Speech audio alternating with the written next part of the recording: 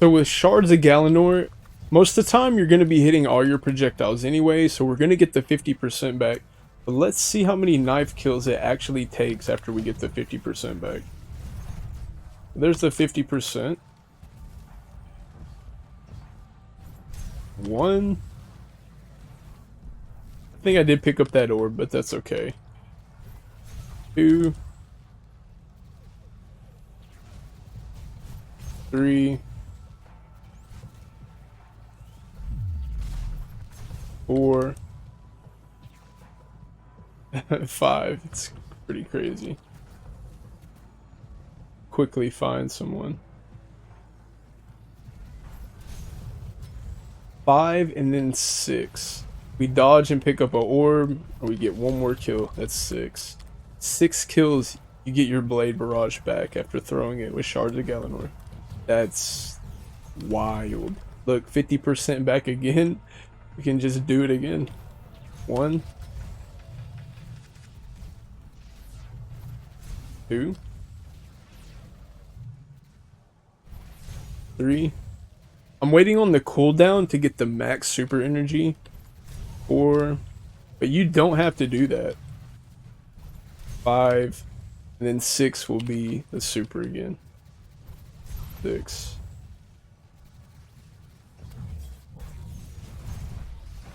And we got almost 50% of it back just hitting, what was that, 3 ads?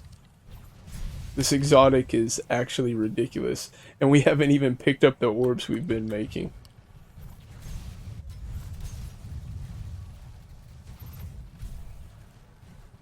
We already have it back. This is actually insane. Powerful attraction goes crazy with orbs. Yeah, let's just do it again. Something to notice is if you wait on the cooldown, you get like a big chunk, like right here. It's a huge chunk, but then if you throw another one, it's just a little bit. That's because it's proccing hands-on instead of the Shards of Galanor perk. If you wait, it'll proc the shards, but that is just hands-on. But it doesn't really matter because you can just keep spamming your knives and just building it up even quicker. The only time I would wait is if there's just a few enemies there and you really need that big chunk off the knives. But yeah, another super. So, and once again, we haven't even dodged to pick up all the orbs. We only picked up one there, but this build is kinda crazy. For the helmet, run hands-on to combo with Shards of Galanor exotic perk. You do not have to run things that give you your super back. The knives will do that for you. So here you can spec into ammo finders. You can do harmonic siphons to create orbs for yourself whenever we dodge. Powerful attraction will proc. We'll get health back off of better already and recuperation on our legs. I recommend a siphon, dynamo if you like, or an ammo finder, and hands-on for the helmet. For the arms, heavy-handed, constant orbs off our knife trick kills. Focusing strike, comboing with Ember of Singeing will give us our class ability back infinitely. Also impact induction, every time we're throwing a melee, we're getting our grenade back, which is the one thing we'll be kind of slacking on, which we need the most. So definitely that. For the chests, run whatever resistances you need for whatever encounter you're in. For the legs, I recommend running things that give us our health back. That's what we're speccing into outside of the super. We are getting our class ability back with Focusing Strike and Singeing. We're getting our melees back from Gambler's Dodge. And we're also getting our super constantly from Shards of Galanor and hands-on. So what's the one thing we need? Grenade and some form of healing. That's why I say recuperation and better already, because every time we dodge off the orbs we make, Powerful Attraction picks them up and it will heal us and start our regen. Then Absolution, it goes into all the abilities. This is completely fine to run, or you can run Innervation to try and get our resto back. Once again, all we need to do is heal ourselves or get our grenade back. That's the only thing we're going to be slacking in. And finally, the cloak. Powerful Attraction is the main deal. All the orbs we make, we dodge, we get it, as I just said. You can do double bomber to get the grenade back. Distribution actually gives your super back a little bit too. I just threw it in here, I had room. But double bomber is completely fine to do also. Far as the fragments go, on your mark makes our weapon snappy every time we dodge, also faster reload. It also gives us an extra fragment, knock them down, more blade barrage projectiles, you need that, and while you're radiant, we get a knife trick kill, it will refund the knife without having to dodge. Resto nade, we need that to sustain, to heal ourselves. Gunslinger needs it drastically. Knife trick, I believe this is the best. It's going to be scorching enemies too. It's a big deal, a lot of things that will fuel through scorch. You could also run weighted throwing knife to ignite things we're scorching using the artifact perk, but I would use knife trick here. Gambler's dodge is also a must. It's a safeguard. Dodging an enemy, get our melee back. As for the fragment, the first one, Ember of Imperium, this is mandatory in my opinion. Whenever we throw our resto grenade, we use a solar weapon, constantly heal ourselves. Also, Ember of Torches, whenever we're throwing our knives, we're going radiant. This will extend that radiant also. Very crucial fragment in my opinion. Singeing, that mixed with focusing strike on our arms is going to give us our class ability infinitely. As you know, that will proc on your mark, and also will give us our knife back in case we don't get a knife kill and get it back with knock them down.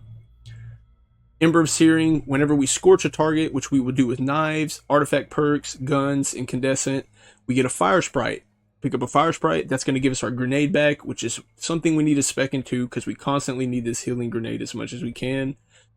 Ember of Ashes, applying more scorch to targets is a big deal. The more scorch, the more damage. It makes our knife trick hit hard. Makes the artifact perk with the rapid solar hits, making people scorch. Makes incandescent hit harder. This is just a must in my opinion. And Ember of Torches, as I said earlier, throw knives, we get radiant. You actually could swap this for Ember of Mercy and have an extra thing of resto. Every time you make a fire sprite off scorching people, you'll be able to have restoration off of it. The only reason I would swap one of these fragments out for Ember of Mercy to get an extra resto is if I was getting radiant in another way constantly, in particularly abusing Flint Striker, using a solar weapon, precision hits grant you radiant. You could swap out another fragment if you want to. I do believe Imperium's mandatory, Singeing's mandatory, Searing you have to use if you want to combo this in my opinion. Ember Ashes, I guess you could swap out, even though it's going to give you a lot more damage on scorched things.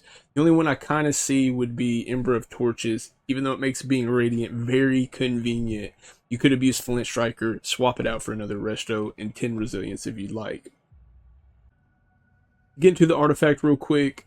Kindling Trigger, Radiant causes solar weapons to apply Scorch. Basically, this is something like Tommy's Matchbook or Prometheus Lens where you cause constant damage. It will just apply Scorch to the target. And you don't even have to get a kill like Incandescent. Obviously, Flint Striker is really good.